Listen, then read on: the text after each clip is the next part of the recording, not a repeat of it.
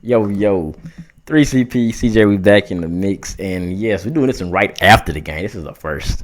Because, hey, why not? Why not? It was a game Friday night. And, wow. First, I'm going to tell you, it was one of the worst officiating games I've ever seen. The referees was just, I don't know what they was doing. But they was not doing their job for the most part. Bad calls, but what can you say, JT? They always say, "Oh, y'all bringing the refs," blah blah blah. You know how people always say, especially on the forum. But anyway, it started off looking like we're gonna see the same offense we've seen the last 4 weeks. Can't score a point, can't start drives. The drive started this, and for the most, I mean, the offense slow, but now I can see this defense is really keeping this team together. You mean you could say, okay, they put up 42 to Longview. Longview just put up 49 to Rockwall. Probably gonna be at least second place in their district or something. Oh, they put up 35 against a bad Marshall team. Well, they're not bad. There we go. That's how this good that team was. Then JT lost to US Trinity, gave them 28, but this thing of it, they didn't get those 28 and 42 points back this like from the game started to the game ended. It was just Longview and Trinity was just having their way. No, it was a close game for at least the first half, both games. So that means to tell you the defense is doing good. It's just the offense is just having trouble. Now we see that the offense has got to work. It wasn't a fluke. It wasn't like, okay, they're gonna get clicking in this bam, but you can see they're getting better.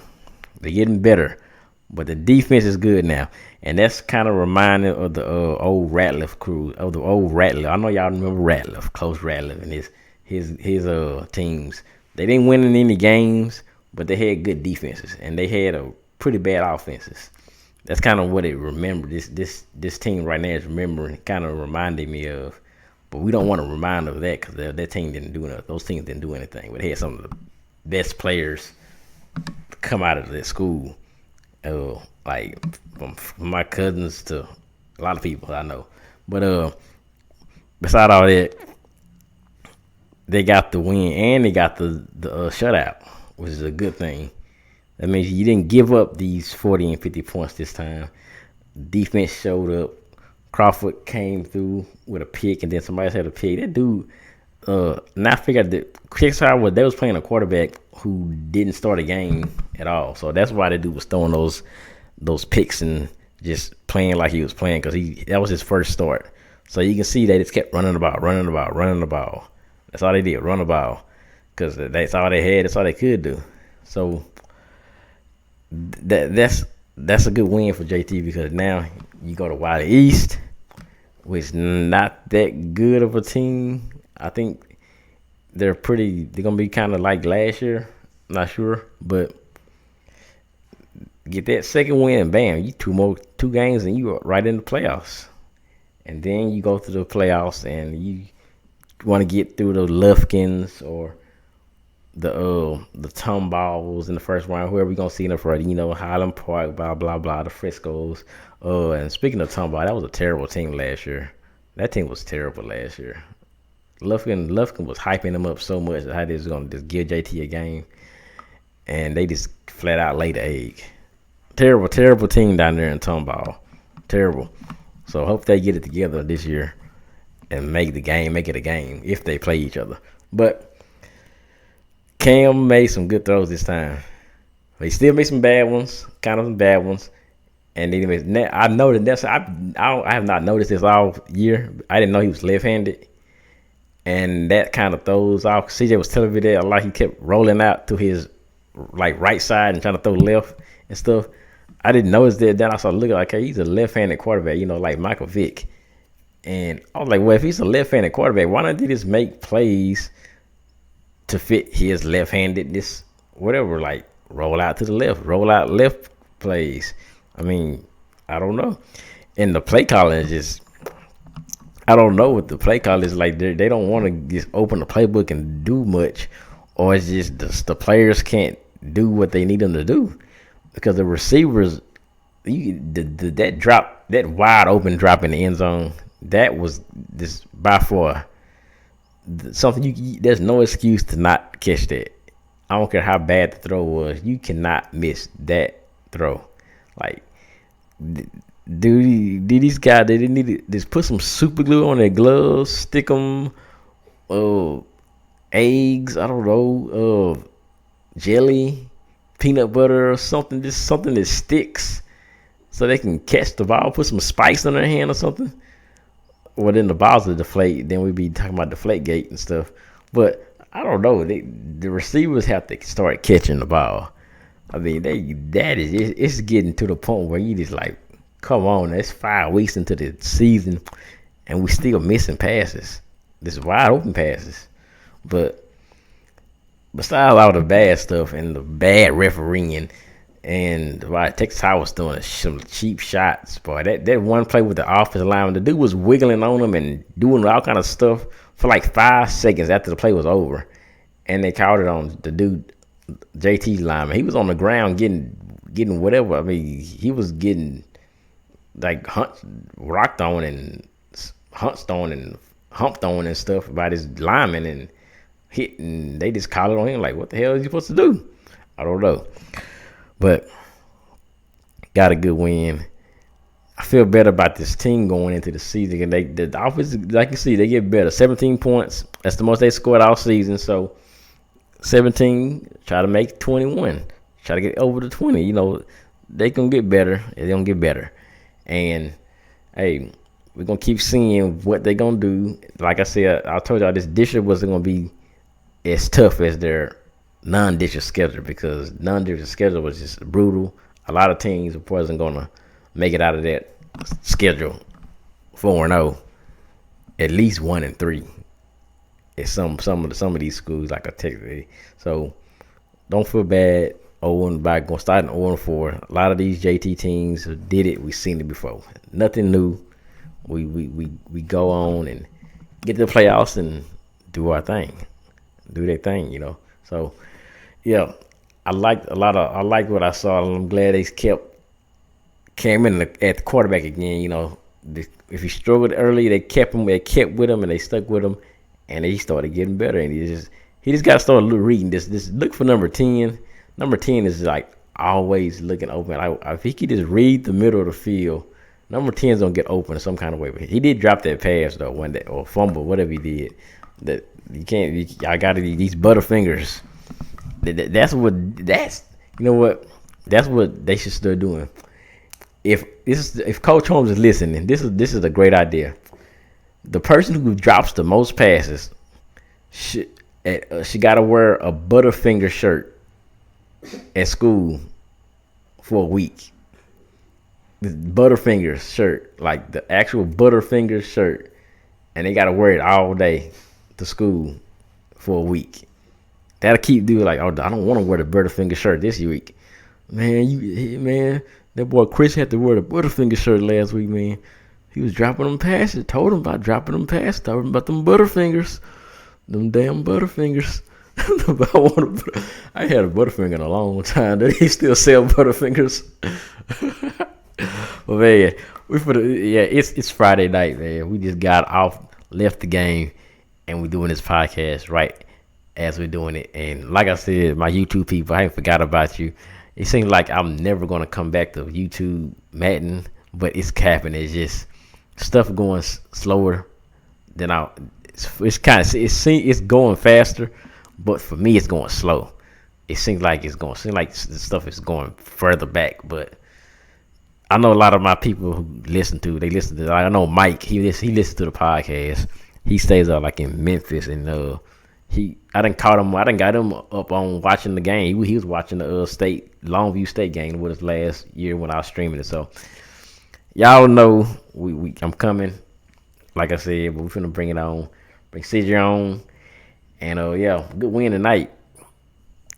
Start off 1-0. Now you gotta just keep rolling all the way to what's that? North Mesquite or McKinney North. They're gonna be one of those teams to be the hardest, tough ones. And we're gonna see what they're gonna do. But enjoy this now, and then next week pretty much probably gonna be a blowout. JT's gonna play. Now JT can't struggle against a team like Wiley East. If they struggle against them, we got some problems. But we'll see. We'll see. Well, world. I said on the last podcast, I hope we'll be talking about a dub this week. And we're here talking about a dub. Now, before I get into the bright spots that I see and what could get better, I just want to say this. It was let's talk about the brightest thing. JT starts off district with a win. Now, of course, it's their first win of the season, but we just going to concentrate on district because that's what matters now. The games before now don't even matter. It just prepared them for what's going on right now. The start of district. Of course, the toughest part of their schedule is behind them. So, a dub against Texas High. Now, Texas High came in 3-1. Texas High is always a battle. We already knew, it wasn't gonna be no pushover opponent. Now, of course, what we saw in the game, it seemed like their defense kept them in the game, and I want to talk about this about what it looked like going to have to be a winning formula for John Tyler, because of course their offense hasn't got consistently clicking yet. Just yet. I'm saying yet because what we've been talking about before. The offense, you're wondering, do they have the skill players? Because we're used to seeing, of course, by now you're used to seeing, okay, that guy, okay, they got that guy, they got that guy, they got that guy. So, your quarterback should be finding his groove. The running game, they always got a running game, so you don't ever worry about that. And they usually have at least 1 or 2 receivers, okay? So you're trying to see, and of course, like I said before, unless some of us probably don't even know the names of the receivers unless you hear the announcer call them, because, they don't have either they're not getting open, the quarterback's not finding them. You don't have you trying to see who's gonna be that next breakout star. Do they need to get a year under their belt? What is it that's going on? What's not clicking? Or is it just gonna take longer than it usually takes? But let me say this. The bright spots, of course, Cam, there's still some things that can go better, of course, with, I think the vision looking downfield, because like Rob done pointed out, guys be open, but he can't seem to find them. And one thing I was going to speak on is, of course, Rob brought it up very briefly. Like I was telling him during the game, see, Cam, of course, he throws left-handed. And I know of at least a couple plays, when he rolled to his right, it's like, well, he's already not consistently accurate, so that's going to make it even harder for him to complete a pass going to his right. And like I told Rob, I know one pass he threw, the ball sailed. I don't know if he had a chance of completing it because the receiver looked almost out of bounds. He was just trying to get rid of the football and just, pretty much throw a hope ball is what I would call it. Just, let's just get this play out of the way and get to the next play, because it's not nothing there. You don't really have much room to run. Let me just give my receiver a chance to make a play on it. And the ball kind of sailed. And I told Rob, unless it's like a little pitch and catch, maybe a little, maybe if the running back or the receiver is 5 yards, maybe away from him, he might complete that. But it's going to be harder for him to make a play running to his right and when he's a left-handed thrower.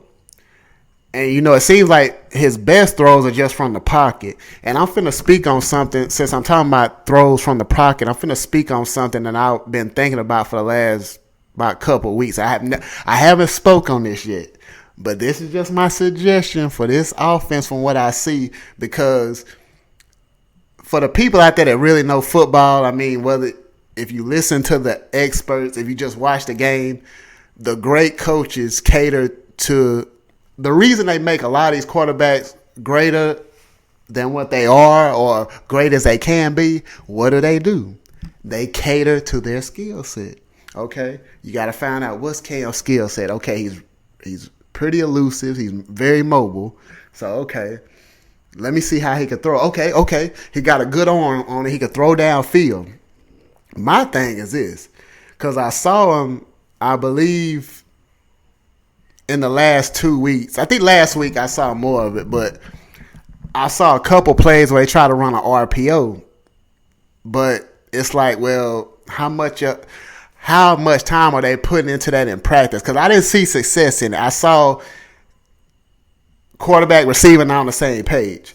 Now, I think they should try to implement the RPO more, put more time into it in practice. I'm not at practice, y'all, so I don't know how much time they putting in. All I can see is the reason we practice, we try to put the time in so we can execute during the game. That's what's supposed to happen. That's the game plan. That's why you practice. That's why you practice your tail off all week. You supposed to practice like you want to play, and that'll translate. But my suggestion is, basically, long story short, get the ball out of Cam's hands quick. You know, if you want to say a West Coast style or RPO, because number one, with the type of play Cam is playing, you got to get that running game going to help. And, of course, when you got Keaton Crawford, I mean, hey, we all know that's one skill player everybody knows. But let that set up the RPO. Get the ball out of his hands quick, and then you can hit, throw a fly route here and there, just like they've been trying to do the last couple of weeks. The Frank Turner, number 3, who had, I believe he had 2 big catches for 90-some yards tonight. And, when the game gets Texas High. So, and like I told Rob, I told him before he caught 1 or 2 of the catches, I believe, I told Rob, well, of course, Turner, he done showed some signs of he got some big play capability, because who's your deep threat going to be? Okay, you got Turner, then you got Isaiah Johnson, who's got some size, 6'2". So, because you got to get something downfield, like, you can't get no rhythm, just like last week when they kept throwing Frank Turner go routes. Then they finally hooked up with him to get on the board with a touchdown in garbage time. But the thing is this, my suggestion is get the ball out of Cam's hands quick, because it seems like a lot of times he's doing too much thinking. And then, like, one play I know in this game that just happened against Texas High, held the ball too long, and then next thing you know, the pocket already collapsed and you can't go nowhere, and then you get sacked and you lose yardage.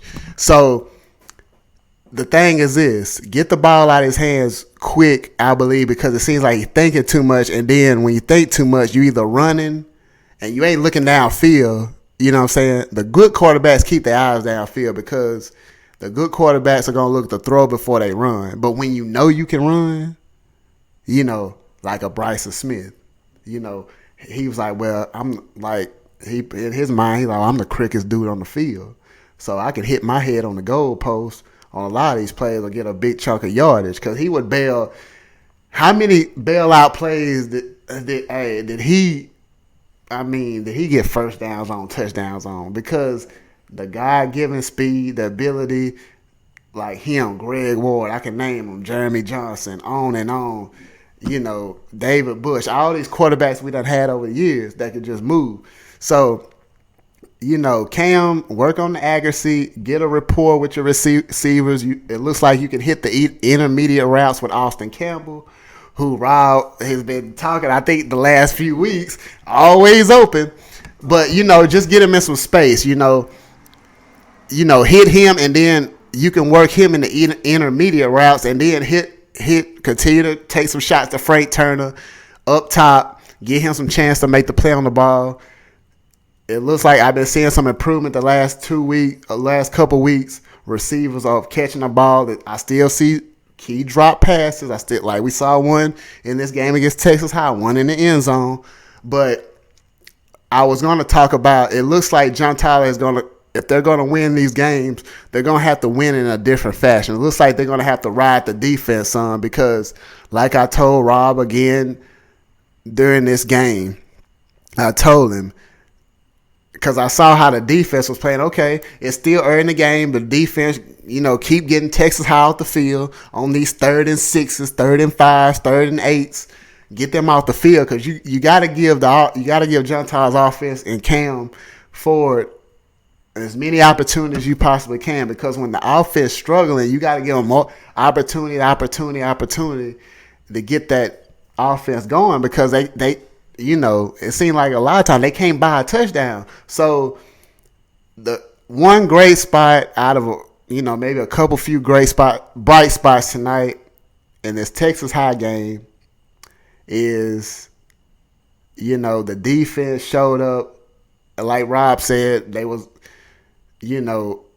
on their backup quarterback, so they was run heavy. They gave I told him it looked like it sounded like a Hanging with Mr. Cooper reboot. I was being funny because the guy's name was Cooper, the running back for Texas High. He had about 33 carries for a little over 130 yards. So a lot of carries.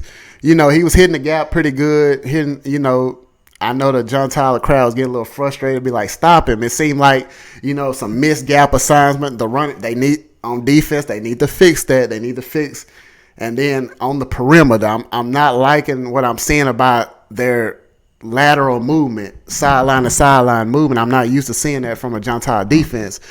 And it seems like teams, I don't know if it's because they're watching film, it seems like they know they can attack the outside, even though Texas High didn't attack it as much as some of these teams, especially Longview and the Euless Trinity did at some, because when it's missed gap assignments, and then when the lateral sideline to sideline movement isn't fast, then the teams, you got a team coming up with a D1 highly recruited Oklahoma commit Seth McGowan for Mesquite Poteet, but that's a few weeks down the line. But I'm just saying, when teams know they can run the ball in, that's a problem. So luckily they kept it in check when they need to. They got them off the field when they need to. If you erase the penalties, I believe JT had about 10 penalties, if I'm not mistaken. I haven't looked at the overall stats. I haven't been able to. We just jumped in this thing, but I believe it's around 10 penalties. They need to clean that up. That's a discipline thing. Number 62 had about at least three penalties by itself on the offensive line, a couple false starts, a holding penalty. You got to cut that out, especially when your offense is struggling. You can't you can't be going backwards when you're struggling to get positive yards. And what I mean positive yards is you got to, I saw a couple of drives that they sustained, and then they got a couple touchdowns. So you're killing your team, and then too, that's more time the defense is on the field. These 3 and outs, so that's why I'm saying it looks like they're going to have to ride the defense now, and then, the defense going to have to keep the score down, under 20. That's going to, you done got, like I said, you done got the real explosive teams out of the way. You got some quality teams coming up. Wiley East shouldn't be no more of a match than Texas High was. So, even though Texas High was on that, Texas High, like, they're no pushover. They was on a backup quarterback, and you could tell that's why they was run heavy. And then, they had the big, the D1 commit, Webster. We didn't really get to see what he could do. But, all in all, they're going to have to, like I said, it looks like they're going to have to ride the defense. And then the great thing about this is you got to play the game. You got to head to Wiley to play the game. But we're gonna look to them going 2-0. If they do the same thing they did in this Texas High game, they should go 2-0. Wiley's team, they're coming off a loss versus West Mesquite, who John Tyler will play back at home the week after they play Wiley East. West Mesquite, no pushover, usually a playoff team. So the bright thing about this, John Tyler has a chance to go 2-0 to start district, which gets them closer to clinching a playoff spot, because that's what they're fighting for right now. So we hope this is a bright spot. This is something for them to build on. I know they're happy to get that monkey out their back, and especially when it's the first game of district. So, like I said, I just gave some suggestions what they should do offensively. I think to open the offense up more because they're gonna have to sustain drives. Okay, that's gonna be the main thing. They're gonna have to sustain drives, and Cam, and that's gonna help him gain more confidence, more confidence, more confidence. And I can tell that he has confidence in his throw, but you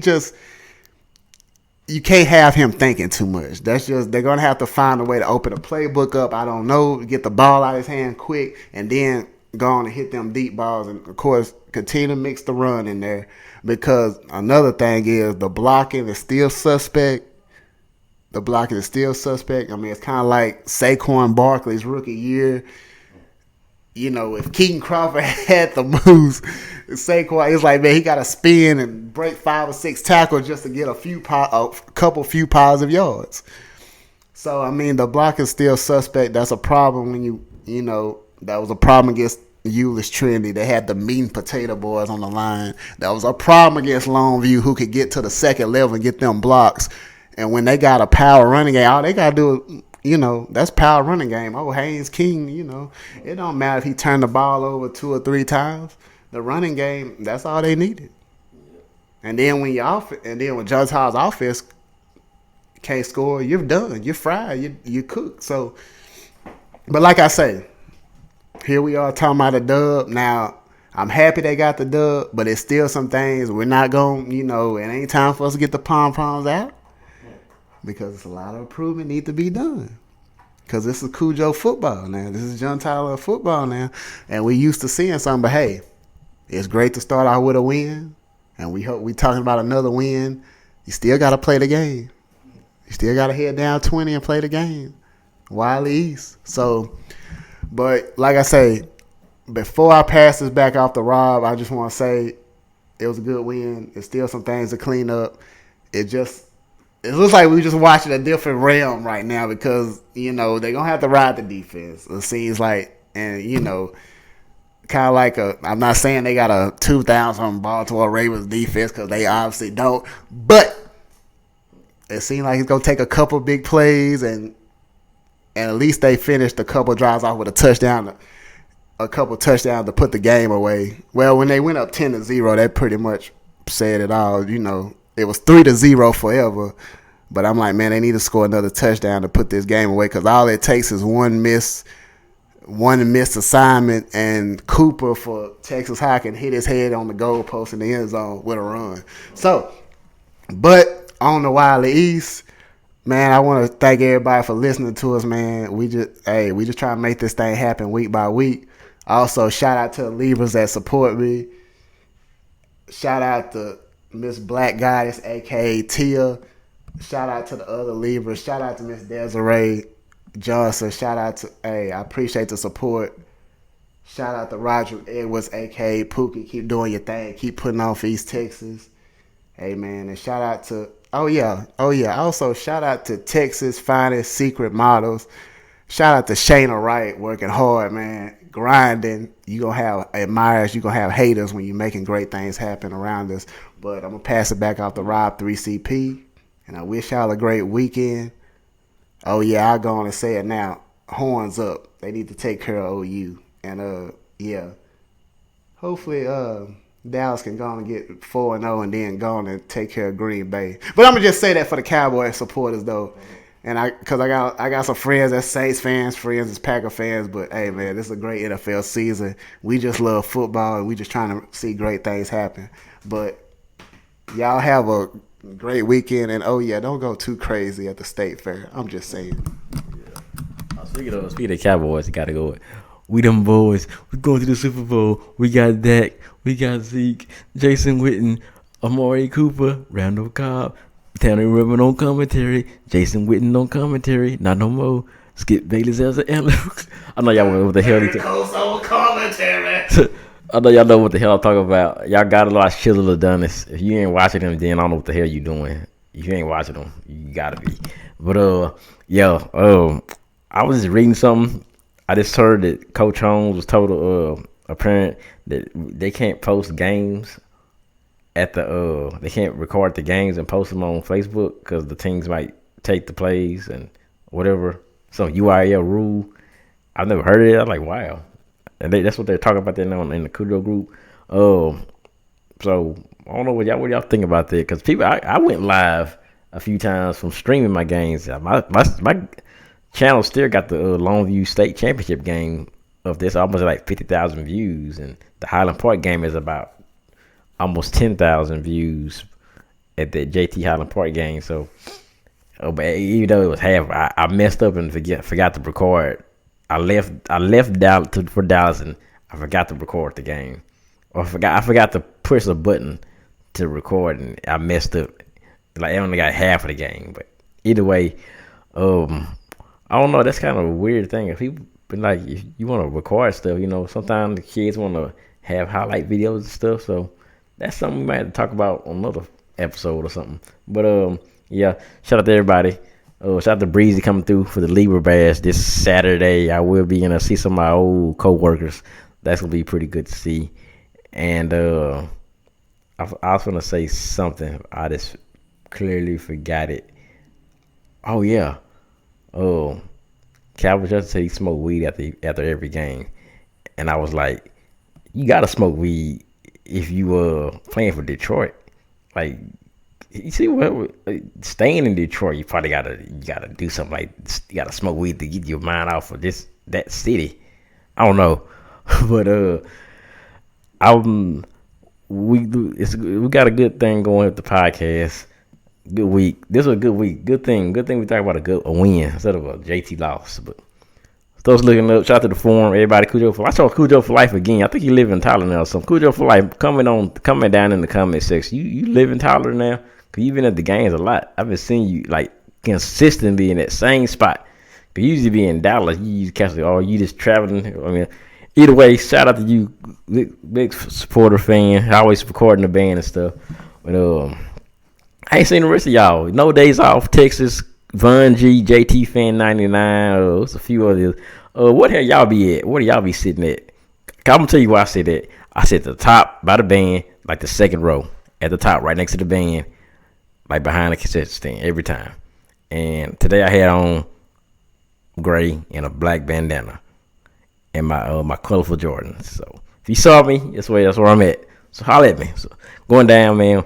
We out here. Peace.